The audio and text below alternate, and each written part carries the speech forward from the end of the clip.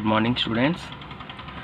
पिछले वर्क में मैंने आपको कुछ न्यूमेरिकल दिए थे करने के लिए, ठीक है। उनमें जो प्रॉब्लम आ रही होगी आपको सार्थक अंक पता करने में, ठीक है, संदिग्ध अंक पता करने में, वो समस्या आपके सामने आ रही होगी। उसके लिए मैंने ये टॉपिक बनाया है, सार्थक अंकों की पहचान, ठीक है।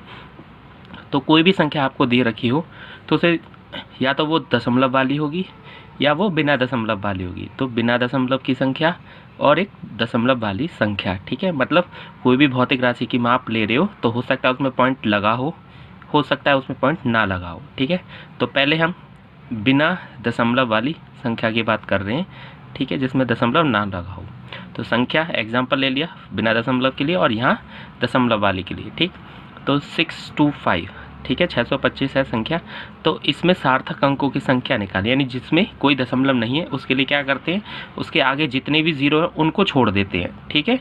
तो ये 625, इसमें सार्थक अंकों की संख्या 3 है और जो सबसे लास्ट वाला डिजिट होगा, अंक होगा, वो होता है आपका संदिग्ध अंक, ठीक है, जिसमें आप डाउटफुल डिजिट, यानी जिसमें आपको डाउट रहता है कि हाँ ये थोड़ा कम या ज़्यादा भी हो सकता है, 0.1 नहीं 1, ठीक है। तो सार्थक अंकों की संख्या किसमें, अंकों की संख्या कितनी होगी, 1 2 3, ठीक। अगर आगे जीरो है तो उसे छोड़ देते हैं, तो अब भी 3 ही है। 625 जो सार्थक अंक है उसको मैंने अंडरलाइन कर रखा है, ठीक, और जो संदिग्ध अंक है उस पर एरो बना रखा है, ठीक है, यहाँ लिखा भी है। तो आप इसमें देखो, इसमें क्या होगा, 0 0 625, आगे के जितने भी जीरो, कितने भी जीरो हो सकते हैं उन्हें छोड़ देंगे, ठीक है। तो 605 अगर बीच में जीरो है तो वो मानी जाएगी। 605 तो इसमें 3 ही है, इसमें भी 3 है। बाद में जीरो आ रही है, ठीक है, तो उसके लिए अगर वो कोई किसी भौतिक राशि की माप है, जैसे लंबाई की माप है तो ये मीटर में आ गया, द्रव्यमान होता है तो केजी में होता है, किलोग्राम में, ठीक है। तो उसकी बाद की जीरो भी हम देखते हैं, काउंट की जाती है। तो 1 2 3 4 5, तो 5 आ गया इसमें, ठीक है। और ये संदिग्ध अंक होगा, ठीक, ये वाला। अगर ये माप नहीं है, कोई संख्या है, बाद में जीरो आ रही है, तो उसे भी हम छोड़ देते हैं। अगर संख्या है, भौतिक राशि की माप नहीं है तब, ठीक है, तो इसमें 3 आएंगे, 3 बाद वाले भी छोड़ देंगे, ठीक है। तो जितना भी न्यूमेरिकल आएंगे उनमें सारी की सारी राशियाँ क्या होती है, भौतिक माप ही आने वाली हैं, इसलिए हम यहाँ इनको काउंट करेंगे। तो न्यूमेरिकल में तो काउंट करेंगे ही करेंगे क्योंकि वो भौतिक राशि की माप हैं, ठीक है।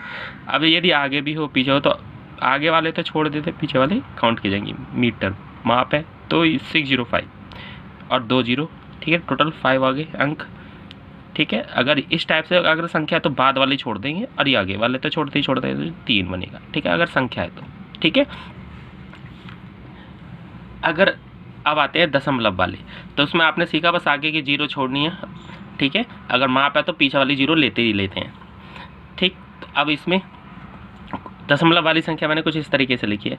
तो हम वहाँ से स्टार्ट करेंगे जहाँ से अशून्य अंक आए, ये यानी अशून्य यानी शून्य ना हो, यानी बाकी की स्टार्टिंग की जीरो सब छोड़ देंगे, दशमलव को नहीं देखना है।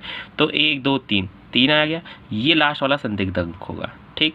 ऐसे ही इसमें स्टार्टिंग की छोड़ देना, लेकिन लास्ट वाली लेनी है इसमें, ठीक है। अब ये वो माप से कोई मतलब नहीं क्योंकि अब ये दशमलव वाली है, ठीक है, तो ये लेनी ही लेनी है। तो 62500, तो 5 हो गया अंक, ठीक। तो ये सार्थक अंक हैं। ऐसे इसमें ये सार्थक अंक हैं, ठीक है, इस बार इधर जीरो नहीं आई, ठीक।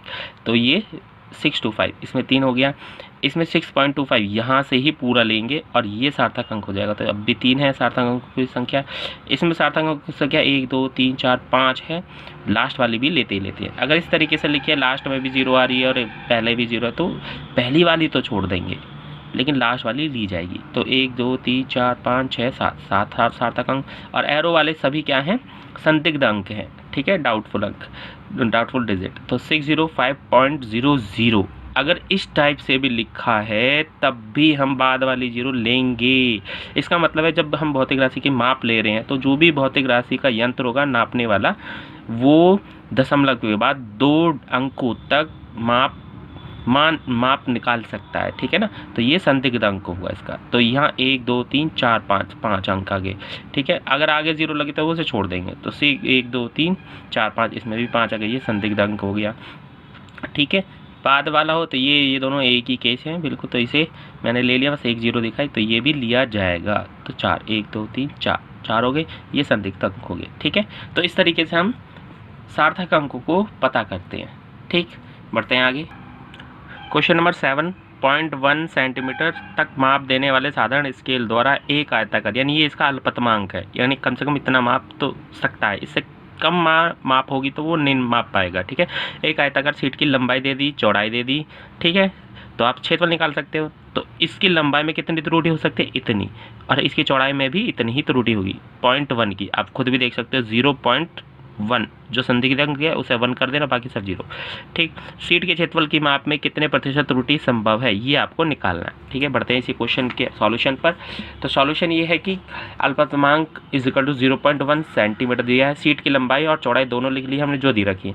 तो इसमें 0.1 इसमें 0.1 जो संदिग्ध अंक है उसे 1 कर देंगे, बाकी सब 0। क्षेत्रफल क्या होता है शीट का, लंबाई गुणा चौड़ाई, वो हमने लिख दिया। तो दो संख्याओं की गुणा है, दो वेरिएबल की गुणा है, तो डेल्टा ए अपॉन ए क्या हो जाएगा, भिन्नात्मक त्रुटि, delta L upon L plus delta B by B. तो प्रतिशत भिन्नात्मक त्रुटि निकाल सकते हो शीट के क्षेत्रफल में संभावित प्रतिशत त्रुटि क्या होगा, delta A upon A into 100%। अगर अधिकतम लिखा तो मैक्स भी लिख सकते हो। ठीक है, तो अधिकतम के केस में अगर कहीं माइनस बन भी रहा होगा तो वो प्लस हो जाएगा। ठीक है, तो यहाँ तो प्लस ही है, तो मैक्सिमम लगाओ या मत लगाओ तो मैक्सिमम ही आना है वैसे वो।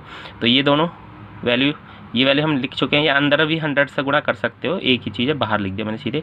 तो ये दोनों वैल्यू, ये भी पता है, ये भी पता है, ये भी, तो ये सब वैल्यू रख दी। ठीक, 100 से मल्टीप्लाई कर दी, पॉइंट तो हट गए इनके, 100 से मल्टीप्लाई कर दी। ठीक, इसको डिवाइड किया, इसको डिवाइड किया, तो ये वैल्यू ये आ गई।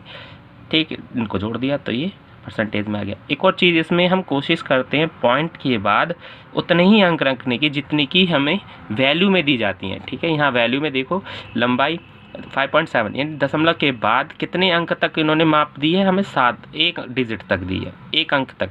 तो आप भी आप कोशिश करें अपना आंसर एक ही डिजिट तक रखें। ठीक है ना, कोशिश यही की जाती है, वरना आपका आंसर तो ये भी सही है लेकिन 4.7 रखें तो ज़्यादा बेटर है। ठीक है ना, बढ़ते हैं नेक्स्ट क्वेश्चन पर।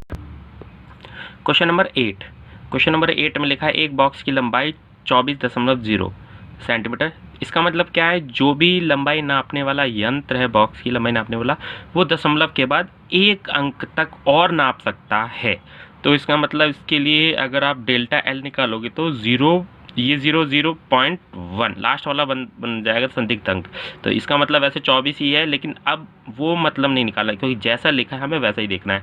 तो 0.1 बन गया डेल्टा एल। ठीक है, तो एल पता है, चौड़ाई बी पता है तथा ऊंचाई एच भी पता है। बॉक्स का आयतन आप जानते हो, आयतन मतलब लंबाई गुणा चौड़ाई गुणा ऊंचाई में हुई अधिकतम संभावित प्रतिशत त्रुटि आपको निकालनी है। तो ये क्वेश्चन हो गया। तो सब चीज़ वैल्यू लिख लेंगे जो हमें गिवन है। तो हमें जो वैल्यू गिवन है, बॉक्स की लंबाई चौड़ाई ऊंचाई, तीनों वैल्यू मैंने रख ली। तो यहाँ ये हो जाएगा 0.1 यानी 0.1 अधिकतम संभावित त्रुटि इसकी लंबाई में, चौड़ाई में और ऊंचाई में। ये होगा 0.1, ये भी 0.1, जो संदिग्ध अंक है उसकी जगह 1 कर देना, बाकी सब 0। ठीक है, तो बॉक्स का आयतन v = लंबाई गुणा चौड़ाई गुणा ऊंचाई। तो अधिकतम संभावित प्रतिशत त्रुटि delta v by B into 100%, वो हमें फाइंड करनी है। और ये वैल्यू क्या हो जाएगी, तीनों की गुणा है तो बीच में प्लस। ठीक है, कोई पावर नहीं है तो आगे कुछ नहीं लिखा जाएगा। तो delta L upon L into 100% plus delta B by B into 100% plus delta H by H into 100%। Percentage नहीं लगाया, वो बाद में लगा दिया, चलो जैसा होना चाहिए था। ठीक है, यहाँ से दिखा दिया मैंने ये सब परसेंटेज के साथ ही चल रहा है। ठीक है, ऐसे दिखा दो चाहे कोई दिक्कत नहीं, ना भी दिखा लास्ट में दिखा दो कोई दिक्कत नहीं। तो डेल्टा एल बाई एल सभी की वैल्यू हमें पता है, ये रही। तो ये सब वैल्यू हमने पुट कर दी। पुट करी, पॉइंट से पॉइंट ख़त्म करे, फिर 100 से अंदर मल्टीप्लाई कर देंगे, चाहे तो 100 से मल्टीप्लाई कर दिया अंदर, इसको डिवाइड किया, तीनों को फिर ऐड किया तो वैल्यू ये आ गई। तो हमने कोशिश करी दशमलव के बाद एक अंक देने की, क्योंकि दशमलव के बाद एक अंक तक इन्होंने निकाला है, तो हमने आंसर में भी दशमलव के बाद एक अंक तक ही रखने की कोशिश की है। ठीक है, तो ये आंसर हो गया। आप चाहे तो ये भी आंसर लिख सकते हो, लेकिन ये ज़्यादा बेटर है। ठीक है ना, तो ये बढ़ते हैं नेक्स्ट क्वेश्चन पर। नेक्स्ट क्वेश्चन है क्वेश्चन नंबर 9। घनत्व मापन के प्रयोग में एक वस्तु का द्रव्यमान 7.34 ग्राम तथा आयतन 13.4। तो डेल्टा ये m हो गया, तो डेल्टा m निकालोगे 0.01, आयतन v = 13.4। तो आप इसमें डेल्टा v निकाल सकते हो 0.1 यानी 0.1। ठीक है, तो घनत्व की माप में कितनी अधिकतम प्रतिशत त्रुटि संभावित है, ये भी सेम वैसा ही है। क्वेश्चन नंबर 1 घनत्व द्रव्यमान बटे आयतन ही लगाना है इसमें भी। तो क्वेश्चन क्या करना है, इसमें जो वैल्यू दी है पहले वो हम लिख लेंगे। तो m की वैल्यू दे रही है 7.34 ग्राम, डेल्टा m क्या होगा 0.01। ठीक है, v = 13.4 तो 0.1 यानी 0.1 बन गया डेल्टा v। तो d निकालेंगे घनत्व द्रव्यमान बटे आयतन, तो मैक्सिमम अधिकतम संभावित प्रतिशत त्रुटि, तो मैक्स मैंने लगा दिया। तो यहाँ m और v है तो प्लस यहाँ आना है, कोई दिक्कत नहीं, लेकिन इसकी अधिकतम ले रहे हैं इसलिए प्लस बन गया, ठीक है। तो delta M by M into 100%, delta V by into 100, delta M और एम ये सब पता है, वैल्यू रखी, ठीक। पॉइंट से पॉइंट खत्म हो जाएंगे, 100 से अंदर मल्टीप्लाई कर दी तो डिवाइड किया, वैल्यू को ऐड किया तो ये वैल्यू आ गई, ठीक है। कोशिश करी हमने दशमलव के बाद 2 अंक लिखे थे, ज़्यादा से ज़्यादा कितने अंक हैं 2, इसमें 1 था, तो ज़्यादा से ज़्यादा कितने अंक दिखाने हैं आपको, 2 ही दिखा दो, तो 2 तक हमने दिखा दिया, ठीक। तो ये इसका सॉल्यूशन हो गया। क्वेश्चन नंबर 9 था ये। बढ़ते हैं next question. Question number 10। Question number 10 कह रहा है जल का पृष्ठ तनाव केस नली द्वारा ज्ञात करने में निम्नलिखित प्रेक्षण प्राप्त हुई कि इस नली का व्यास दिया है, तो आपको व्यास में ही फॉर्मूला होना चाहिए, ठीक है। तथा केस नली में जल का उन्नयन h दे रखा है, सूत्र में ये है, सूत्र में त्रिज्या दे रखी है, तो r तो d का मान ये, तो हम क्या करेंगे इस फॉर्मूले को ही इसके पदों में निकालेंगे, क्योंकि हमने जो माप लिए वो d की लिए ना कि r की, ठीक है ना। तो आपको क्या करना है इसमें d का मान लिखाना लगेगा, तो r की जगह मैं लिख दूंगा d/2 के प्रयोग द्वारा प्रश्न तनाव t के मान में अधिकतम संभावित प्रतिशत त्रुटि ज्ञात करें। तो जो वैल्यू दी है वो पहले लिख लेंगे, बाद में जो पूछा वो निकालेंगे। क्वेश्चन नंबर 10, तो क्वेश्चन नंबर 10 आपके सामने है। क्वेश्चन नंबर 10 में कहा है कि डी दे रखा है, तो डेल्टा डी क्या होगा 0.001, लास्ट वाला संदिग्ध अंक वो 1 हो जाएगा, बाकी सब 0। ऐसे एच दिया तो ये 0.01, लास्ट वाला संदिग्ध अंक 1 हो जाएगा, बाकी सब 0, ठीक है। तो टी फॉर्मूला ये दे रखा था हमें, आर रख देना d/2 रख दिया तो ये बन गया। अब इसमें एक और चीज़, जो मापे ली गई हैं किसी भी यंत्र द्वारा ली गई हो तो वो है डी और एच, तो डी और एच, तो पृथ्वी का गुरुत्वाकर्षण जी का मान जो है वो 9.8 या 10 हो सकता है, लेकिन हमें नहीं दिया, तो वो मान फिक्स होगा जो भी हम रखेंगे, तो फिक्स मान यानी कांस्टेंट नियत होगा, तो 4 भी नियत है, तो g/4 कांस्टेंट है, तो वो फॉर्मूले में फिर नहीं आने वाले इधर, ठीक है, तो वो हट जाएंगे, ठीक, क्योंकि उनका लॉग लेते हैं, अवकलन लोगे, कांस्टेंट का अवकलन क्या होता है 0, तो वो हट जाते हैं। जी पर कोई परीक्षण नहीं किया गया, इसलिए जी एक नियत व निश्चित मान माना जाएगा, ठीक है, तो उसको छोड़ देंगे। तो डी और एच है, तो delta D upon D plus delta H upon H गुणा 100%, तो ये तनाव, तो ये डेल्टा टी बाई टी, ठीक है, तनाव जो पृष्ठ तनाव है, वैल्यू रखनी है बस, अब कुछ नहीं करना, प्रश्न नाम में अधिकतम प्रतिशत संभव त्रुटि निकालने हैं, ठीक है। तो ये वैल्यू रखी, इसकी वैल्यू रखी, दोनों की रखते ही पॉइंट खत्म होंगे, 100 से अंदर मल्टीप्लाई करी, फिर डिवाइड कर देंगे तो ये वैल्यू ऐड कर दी, ठीक है, तो ये वैल्यू आ गई। तो हमें कितने पॉइंट दिखा सकते हो, अगर दिखाना चाहो तो दिखा सकते हो 1 2 3 दशमलव तक दिखाना चाहो दिखा सकते हो, ठीक है। अगर आंसर मैच करना तो आंसर जैसा लिखा है वैसे भी दिखा सकते हो, तो ये इसका आंसर हो जाएगा। क्वेश्चन नंबर 11 बिल्कुल सेम ऐसा ही है, अपने आप करना है। क्वेश्चन नंबर 12 पर आते हैं। जो क्वेश्चन नंबर 12 है मैं दिखा देता हूँ। क्वेश्चन नंबर 12 कह रहा है एक प्रयोग में ए की वैल्यू दे रखी है, बी की वैल्यू दे रखी है, सी की वैल्यू दे रखी है, प्राप्त हुई। प्रयोग में सूत्र भी दे दिया, प्रयुक्त होता है जड़ के मान में अधिकतम संभावित प्रतिशत त्रुटि ज्ञात कीजिए। तो पहले ए बी सी के मान रखो और delta A delta B delta C निकाल लेंगे हम। तो हमने क्या वही किया, ए बी सी तीनों के मान लिख दिए। उसी के लिए डेल्टा ए 0.001, संदिग्ध अंक पर 1 कर देना है, बाकी सब 0 रखना है, 0.001, ठीक है। तो सभी मान आ गए। फॉर्मूला आपको ये दे रखा था, ठीक है। तो delta Z upon Z maximum into 100% क्या होगा, जो पावर है वो आगे आ जाएगी 3 delta A by A, B के लिए डेल्टा बी बाई बी, और -2 आगे आ जाएगा -2 डेल्टा सी बाई सी, ठीक। मैक्सिमम निकालना है तो वो माइनस क्या हो जाएगा प्लस। अगर सिर्फ प्रतिशत संभावित प्रतिशत त्रुटि पूछी होती तो मैक्स नहीं लिखा होता, अधिकतम वर्ड जोड़ते ही फिर अधिकतम मैक्स हो गया तो वो प्लस हो गया, ठीक है ना। तो ये इसलिए प्लस हो गया गुणा 100%, ठीक। अब इसमें एक और चीज़, अगर कोई कांस्टेंट होता तो उसे हम नहीं लिखते। अब सीधे सीधे सब वैल्यू हमें पता है, बस वैल्यू रखनी है, वैल्यू रख दी, ठीक। पॉइंट सब हट जाएंगे, 100 से मल्टीप्लाई कर दी तो ये वैल्यू आ गई, डिवाइड करना है तीनों को तो ये वैल्यू आ गई, ऐड किया तो ये आंसर आ गया 5.682%, ठीक। तो इसमें भी हमने कोशिश की क्या, दशमलव के बाद 3 अंकों तक की, ठीक है। बढ़ते हैं क्वेश्चन नंबर 13 पे। जो क्वेश्चन नंबर 13 दो छड़े जिनकी लंबाई की मापे, ये माप दे रखी है, अरे की मापी, दोनों छड़ों की माप दे रखी है। इस माप का मतलब है कि उसकी लंबाई 3.5 है और उसमें 0.1 की त्रुटि हो सकती है। प्लस का मतलब या तो 0.1 अधिक मापी जाएगी या फिर 0.1 की कमी हो जाएगी, कम मापी गई, ठीक है। तथा दूसरी छड़ में भी यही, उस छड़ की लंबाई कितनी है 4.1, ठीक है, और 0.2 की त्रुटि हो सकती है। यानी प्लस लगाने का मतलब है कि या तो इतनी लंबाई अधिक नाप ली गई, या माइनस का मतलब उतनी लंबाई कम मापी गई, 0.2 मीटर कम मापी गई, ठीक है। तो ये त्रुटि होगी लंबाइयों में, और ये उनकी लंबाई जो नापी गई परस्पर जोड़ी गई। अगर जोड़ी गई तो उनकी लंबाई क्या हो जाएगी, दोनों की लंबाई को जोड़ देना, और कितनी त्रुटि अधिकतम हो सकती है तो इन दोनों को भी जोड़ देना, और मिनिमम हो सकती है तो घटा देना। तो अधिकतम त्रुटि अगर निकाला गया तो इन दोनों त्रुटि को जोड़ना होगा। जोड़ी गई छड़ की संयुक्त लंबाई में अधिकतम पूछा है तो जोड़ देंगे, अधिकतम प्रतिशत त्रुटि ज्ञात की। 13 क्वेश्चन है।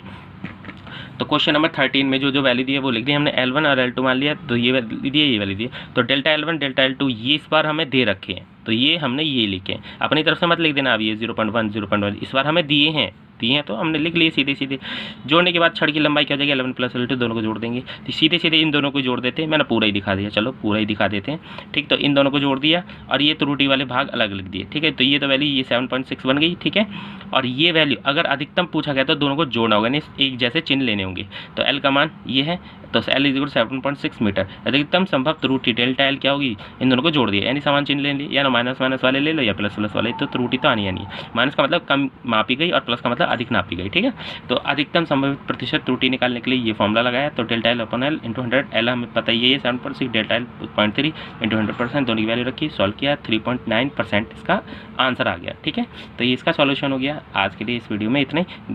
स्टूडेंट, इसके जितने भी क्वेश्चन है सभी इसी से रिलेटेड हैं, वो अपने आप सब करके देखना। बस एक क्वेश्चन और है इसमें जो थोड़ा सा अलग है, ठीक है, क्वेश्चन नंबर 17, और उससे रिलेटेड यदि कोई हो तो वो अपने आप ही करना। तो यहाँ ABC के मापों में कम से 1%, 2%, 3% की त्रुटियाँ हैं, तो इसका मतलब है कि डेल्टा A/A इंटू 100% वो है 1, डेल्टा B/B इंटू 100% वो है 2, ऐसे ही ये डेल्टा C/C इंटू 100% वो है 3%। तो इसके लिए फॉर्मूला लगाना, उनमें सीधे सीधे वैल्यू रखनी है। तो बहुत ही सिंपल है, लेकिन इंपॉर्टेंट क्वेश्चन है, खुद से करना। बाकी सारे क्वेश्चन इसमें अपने आप करने हैं, ठीक है, सभी हो जाएंगे।